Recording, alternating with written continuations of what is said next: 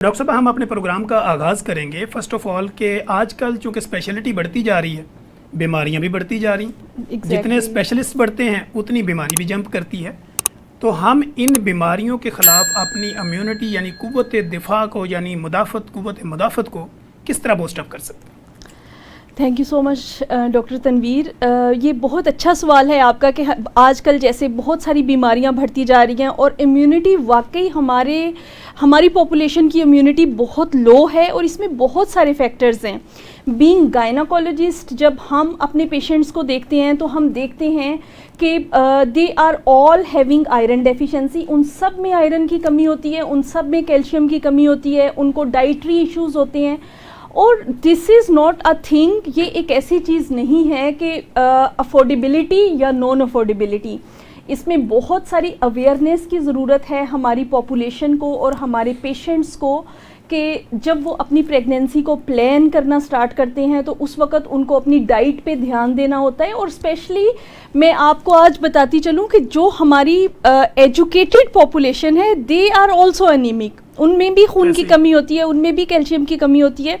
تو یہ اس چیز کے اوپر ڈپینڈ کرتا ہے کہ ہم اپنی پاپولیشن کو بتائیں کہ ہیلتھی فوڈ کیونکہ ہمارا لائف سٹائل اب ایسا ہو چکا ہے کہ ہم لوگ ایک ایسی ڈائٹس کو ہم بالکل پریفر نہیں کرتے جو ہیلدی ہیں, جیسے گرین ویجیٹیبلس ہیں, سیریلز ہیں, فروٹس کا کنٹینٹ آج کل ہماری ینگ جنریشن میں کم ہوتا جا رہا ہے اور ہمارا لائف بالکل نہ ہونے کے برابر ہے اور we are just on the junks. So junks should be in chunks only, otherwise it should be like آپ کو healthy food کی طرف جانا چاہیے. یہی وہ چیزیں ہیں جو آپ کی امیونٹی کو بوسٹ کرتے ہیں اور یہی وہ چیزیں ہیں جو آپ کو لانگ لائف میں آپ کو کسی لانگ ٹرم ڈیزیزز اور اس کی کمپلیکیشن سے پریونٹ کر سکتے ہیں. اچھا ڈاکٹر صاحب, قوت مدافعت جس کو ہم امیونٹی کہتے ہیں, امیون سسٹم کہتے ہیں, بیسیکلی عام ناظرین کو سمجھانے کے لیے کہ جب بھی کوئی فورن باڈی آپ کی باڈی کے اوپر اٹیک کرتی ہے تو اس کے انگیزڈ اس اٹیک کو روکنے کے لیے جو اللہ نے آپ کے جسم میں فوج اتاری ہے اس کو ہم امیونٹی یعنی قوت مدافعت کہتے ہیں. ڈاکٹر صاحب فیمیل کی قوت مدافعت چونکہ ایک مخصوص ہوتی ہے چونکہ ان میں آئرن ڈیفیشنسی یا کیلشیم ڈیفیشنسی ہے, تو ان کی امیونٹی بڑھانے کا کوئی ایسا فارمولہ کہ جو لوگوں کو پسند آئے؟ فیمیل کی امیونٹی بڑھانے کا ایسا فارمولہ جو لوگوں کو پسند آئے, سب سے پہلے تو جو میری فیمیلز کو پسند آئے وہ یہ ہے کہ they should be stress free. وہ they are always they are taking care of so many things. وہ بہت سارے گھر کا, بچوں کا, اپنی جابس کا دھیان کر رہے ہوتے ہیں, تو وہ بہت زیادہ ذہنی تناؤ کا شکار ہوتے ہیں. ذہنی تناؤ ایک اچھی چیز نہیں ہے آپ کی امیونٹی کو بوسٹ کرنے کے لیے. سو آپ کو اسٹریس فری رہنا چاہیے, خود کو ریلیکس رکھنا چاہیے. دوسری امپورٹنٹ چیز جو آپ کے اس میں آ جاتی ہے کہ آپ کو اچھی ڈائٹ کا استعمال کرنا چاہیے. اچھی ڈائٹ سے مراد میری یہ ہرگز نہیں ہے کہ فینسی ڈائٹ میں آپ کو کچھ ایسی چیز ایڈوائز کر رہی ہوں جو آپ کے لیے ریچیبل نہیں ہے, جو آپ کے لیے آپ کی پہنچ میں نہیں ہے. جو آپ کے گھریلو استعمال کی چیزیں ہیں جیسے سبز پتوں والی سبزیاں ہیں, دالیں ہیں, آپ اپنے ہیلدی پورشنز کو اپنی ڈائٹ میں شامل کریں گے تو آپ کی امیونٹی ویسے ہی بوسٹ ہوتی جائے گی. آپ جو سیزنل آپ انفیکشنز کا شکار ہو جاتے ہیں, جو ایک معمولی بیماری کا آؤٹ بریک ہوتا ہے تو سب سے پہلے ہم پکڑے جاتے ہیں, وہ صرف اس وجہ سے ہے کہ ہماری امیونٹی لو ہے. تو اگر ہم اپنے ہیلدی لائف سٹائل کو اپنا لیں, تھوڑا اپنے ورک آؤٹس کو, اپنی ایکسرسائز کو اپنی زندگی میں شامل کر لیں, ورزش کریں, تھوڑی اچھی ڈائٹ کو رکھیں, تو امیونٹی خود بخود اچھی ہو جاتی ہے اور ہم بہت ساری بیماریوں سے اور ڈاکٹر کے پاس جانے سے بچ جاتے ہیں. تھینک یو ڈاکٹر صاحب.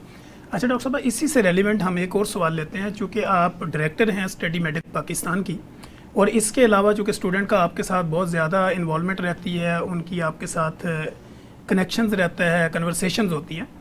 آپ وہ اسٹوڈنٹ جو یونیورسٹی گوئنگ لڑکیاں ہیں یا لڑکے ہیں جو ناشتہ اسکپ کرتے ہیں, ناشتہ اسکپ کرنے سے امیونٹی پہ کیا اثرات ہوتے ہیں؟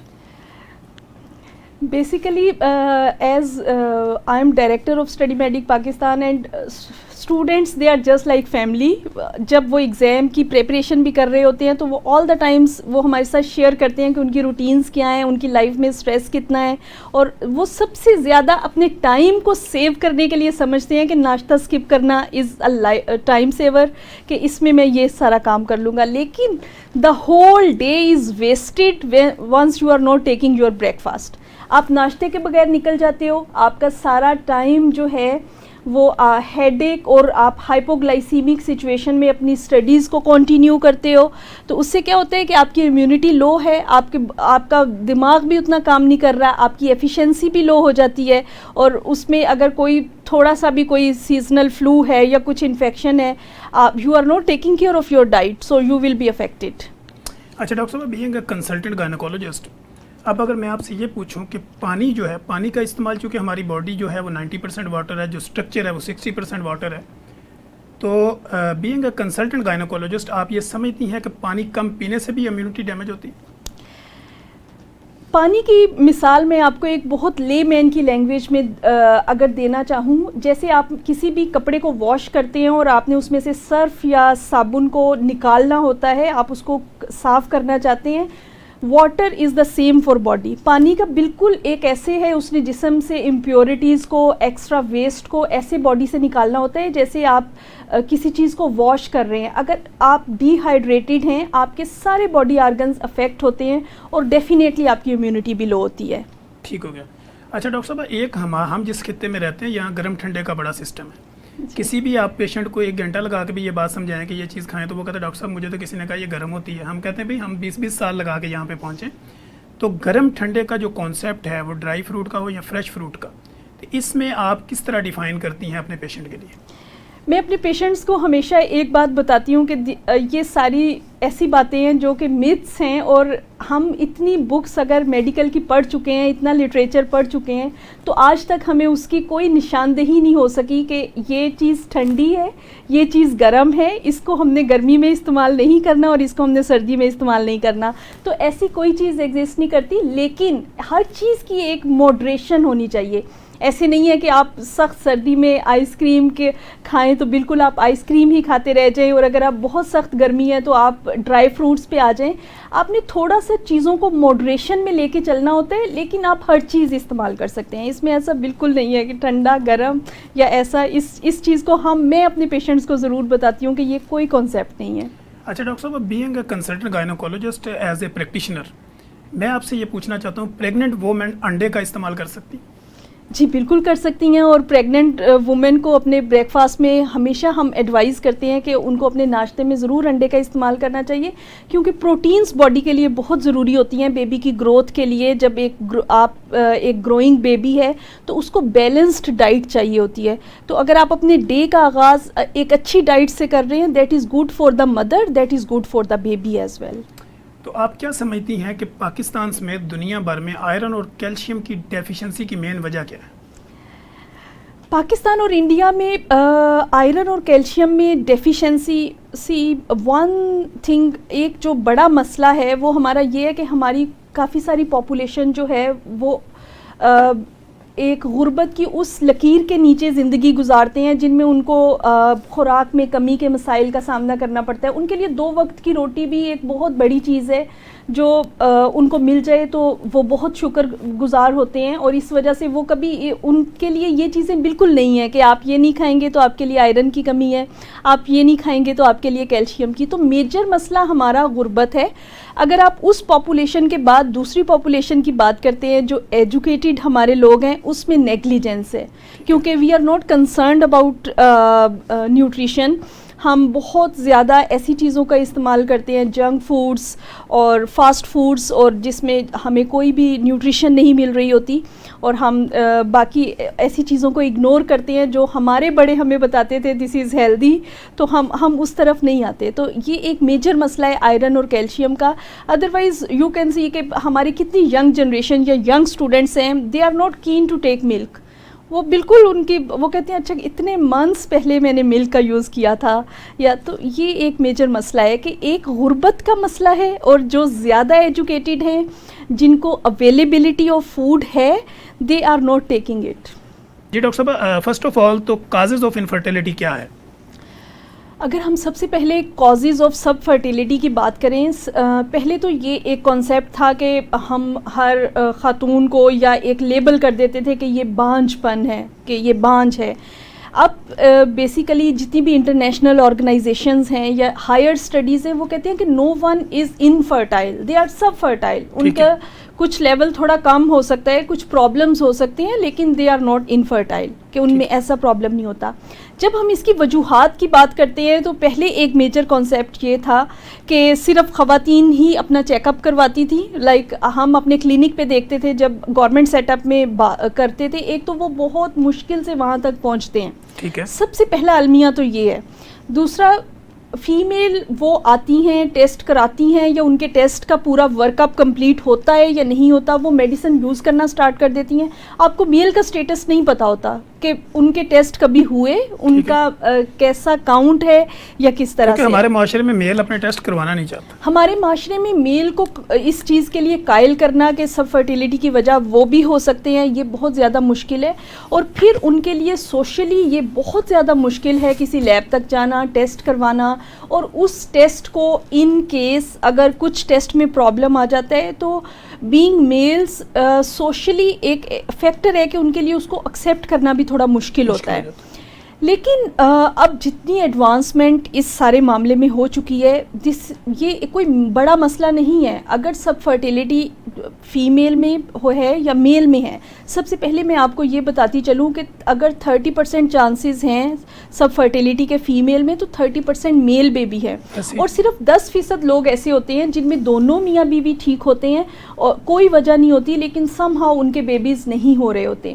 سب سے پہلی بات جو کسی بھی ایسے کپل کے لیے جو اسٹرگل کر رہے ہوتے ہیں کہ ان کو اولاد جیسی نعمت سے وہ محروم ہیں, ان کو یہ پتہ ہونا چاہیے کہ انہوں نے جانا کہاں پہ ہے, انہوں نے کس ڈاکٹر کے پاس جانا ہے, کیونکہ ہر نیم حکیم اور ہر کوئی سب فرٹیلیٹی کو ٹریٹ نہیں کر سکتا, اور کتنے وقت کے بعد انہوں نے دوائی کا استعمال سٹارٹ کرنا ہے, اور کتنے وقت کے بعد ان کو ٹیسٹوں کی ضرورت ہے, اور کون سے ایسے ٹیسٹ ہیں, اور پھر اس کو آگے کیسے لے کے چلنا ہے.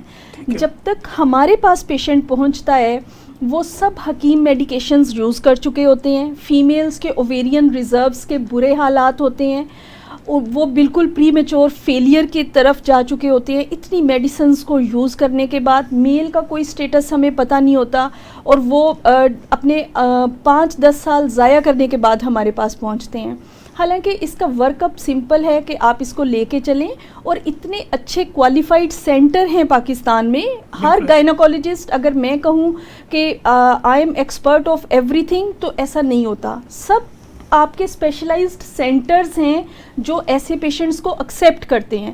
تو اس کا اچھے طریقے سے اگر ورک اپ ہو جائے اور مریض اچھی جگہ پہ پہنچ جائے, تو سب فرٹیلیٹی جو ہے وہ ایک ایسی چیز نہیں ہے کہ جو لا علاج ہے. ٹھیک ہے. اچھا ڈاکٹر صاحب, جیسے آپ نے بات یہ کی کہ میل جو ہے وہ اپنا اسٹیٹس کی وجہ سے یا وہ اس کو شو نہیں کرنا چاہتے, اب یہاں پہ کچھ تھوڑا سا مذہبی طبقہ بھی آتا ہے ہمارا, جو بہت زیادہ پڑھے لکھے لوگ نہیں ہوتے ہیں یا مفتیان قسم کے لوگ نہیں ہوتے ہیں, چھوٹا موٹا علم رکھتے ہیں, تو انہوں نے ایک کنفیوژن پھیلائی ہوتی ہے کہ بے اولادی کا کوئی علاج نہیں کروانا, یہ اللہ کی طرف سے ہے, اور لوگ اس طرح ٹائم ضائع کرتے ہیں. تو ان کے لیے آپ کا کیا میسج ہے؟ دیکھیں, اللہ تعالیٰ نے تو قرآن پاک میں بہت واضح فرما دیا کہ اللہ تعالیٰ آزماتے ہیں انسان کو اولاد دے کے, کسی کو بیٹے دے کے, کسی کو بیٹیاں دے کے, کسی کو ملی جلی اولاد بیٹے اور بیٹیاں دونوں دے کے, اور کسی کو کچھ بھی نہ دے کے, اور کسی کو دینے کے بعد واپس لے کے. ٹھیک ہے, تو یہ تو قرآن پاک کا ایک حکم ہے. لیکن اللہ تعالیٰ نے کبھی بھی دیکھیں, طب تو ہمارے حضور پاک صلی اللہ علیہ وسلم کے زمانے سے طب کا علم جاری ہے کہ ہر چیز کا علاج موجود ہے. اس لیے ایسا بالکل نہیں ہے کہ آپ کو کوئی ایک ایسی چیز ہے جو قابل علاج ہے جس میں آپ کو بعض اوقات بہت مائنر پرابلمز ہوتے ہیں, آپ کسی ڈاکٹر کے پاس نہ جائیں اور آپ اس کو ایسے ہی ایکسیپٹ کر لیں. یہ بالکل ایسے ہی ہے کہ آپ ایک ٹائم بومب تو ہے, آپ کو پتہ ہے کہ یہ ٹائم بومب ہے, لیکن آپ انتظار کر رہے ہیں کہ یہ پھٹ جائے اور میں اس کا کچھ علاج نہ کروں. تو ایسا نہیں ہے, ہر چیز کا علاج موجود ہے. اب اتنی ایڈوانس ایجوکیشن اور اتنی ایڈوانس ٹیکنالوجی کے ساتھ اب تو ٹیسٹ ٹیوب بیبیز بھی پاکستان میں اس کے کامیاب سینٹرز موجود ہیں جو اتنے عرصے سے کام کر رہے ہیں. تو آپ کو ضرور اس میں کرنا چاہیے. اور یہ بھی بالکل غلط کانسیپٹ ہے, جیسے کچھ ایسے سینٹرز ہیں جن میں بہت فائنینشلی بھی وہ ریزنیبل ہیں کہ آپ افورڈیبلٹی کا بھی مسئلہ نہیں ہوتا, لیکن آپ کو وہاں پہ جانا پڑے گا, آپ کو اپنا ورک اپ کمپلیٹ کرنا پڑے گا, آپ کو یہ جاننا پڑے گا. بعض اوقات صرف ایک ہلکی سی میڈیسن کی ضرورت ہوتی ہے, اور آپ کا علاج ممکن ہوتا ہے. لیکن آپ جائیں ضرور, اپنا ورک اپ کرائیں, ٹائم پہ کرائیں, ٹائم کو ضائع مت کریں, اور انشاءاللہ تعالیٰ اللہ تعالیٰ ضرور اس. اچھا ڈاکٹر صاحب, بڑے زبردست انداز میں آپ نے اس کو ایکسپلین کیا, اور ایک میرا یہ سوال, چونکہ بینگ اے کنسلٹنٹ گائنیکولوجسٹ آپ بہت بہتر طریقے سے سمجھتی ہیں, اور ریگولر بیس پہ چونکہ گراؤنڈ ریئلٹی کے ساتھ بھی آپ ٹچ ہیں, تو زیادہ لیٹ عمر کی جو شادی ہے اس کے کیا نقصانات ہیں؟ دیکھیں, لیٹ عمر کی جو شادی ہے اس کے آج کل تو وہ بہت زیادہ کامن ہے, کیونکہ ہماری ینگ جنریشن جو ہے اس کو اپنے جو ہے they are more career oriented, they want to focus on their education, they want to achieve their goals, اور پھر وہ اپنا اس لائف کی طرف جانا چاہتے ہیں.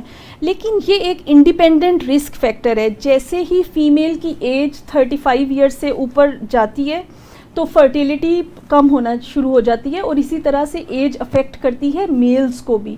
تو ایج کا ایک بہت گہرا تعلق ہے فرٹیلیٹی کے لو ہونے کے بعد, اور 40 ایئرس کے بعد پھر ہر چیز کے چانسز بہت کم ہو جاتے ہیں, آلدو کہ with medicine with so many things, اور بہت کچھ کیسز میں اسپونٹینیسلی بھی پریگنینسیز ہو جاتی ہیں, لیکن اس کی کمپلیکیشن رسک بہت زیادہ ہوتا ہے. آپ کو حمل کے دوران بلڈ پریشر ہو جائے گا, شوگر ہو جائے گی آپ کے, اور بہت سارے مسائل نکل آئیں گے. تو اس لیے this should be sorted out on timely. اگر آپ نے اپنی ایجوکیشن کو بھی کنٹینیو کرنا ہے تو اپنی لائف کو ایسے پلان کریں کہ ہر چیز ٹائم پہ ہو جائے, تو وہ بہت زیادہ ضروری ہے. اچھا ڈاکٹر صاحب, اسی سے ریلیونٹ ایک سوال ہم اور کرتے ہیں, وہ یہ ہے کہ سینٹرل اوبیسٹی جو ہوتی ہے, پیٹ کا نکل جانا یا لٹک جانا فیمیل کے اندر خصوصاً, تو سینٹرل اوبیسٹی کا انفرٹیلٹی یا آپ کی بے اولادی کے ساتھ کتنا تعلق ہے؟ دیکھیں, اوبیسٹی کا فرٹیلیٹی کے ساتھ بہت گہرا تعلق ہے. ہمارے پاس جب پیشنٹ آتے بھی ہیں تو سب سے پہلے ہم ان کا ہائٹ اور ویٹ کا ریشو نکالتے ہیں. ہم دیکھتے ہیں کہ ان کا ویٹ جو ہے وہ ود ان نارمل رینج ہے یا ان کا ویٹ جو ہے وہ زیادہ ہے. اور سب سے پہلی ایڈوائز جو ہماری ایک سب فرٹائل پیشنٹ کے ساتھ ہوتی ہے, ہم کہتے ہیں کہ آپ نے ویٹ ریڈیوس کرنا ہے. یو ہیو ٹو ڈو ایک ہیلدی ڈائٹ کو پورشن کنٹرول کے ساتھ ہم ان کو فزیکل ایکٹیویٹی ایڈوائز کرتے ہیں. بی ایم آئی نارمل ہوگا تو اس کی اوولیشن جو ہے وہ اچھی ہوتی ہے, اور اس میں پریگنینسی کے چانسز زیادہ ہوتے ہیں. جیسے جیسے ویٹ زیادہ ہوتا ہے, فیمیل کے جو سائیکلز ہیں اس میں ایگز بننا بند ہو جاتے ہیں, وہ این اوولیٹری سائیکلز ہو جاتے ہیں, تو پھر اس میں پریگنینسی کے چانسز بہت کم ہو جاتے ہیں. دونوں ایکسٹریمز جو ہیں وہ ٹھیک نہیں ہیں.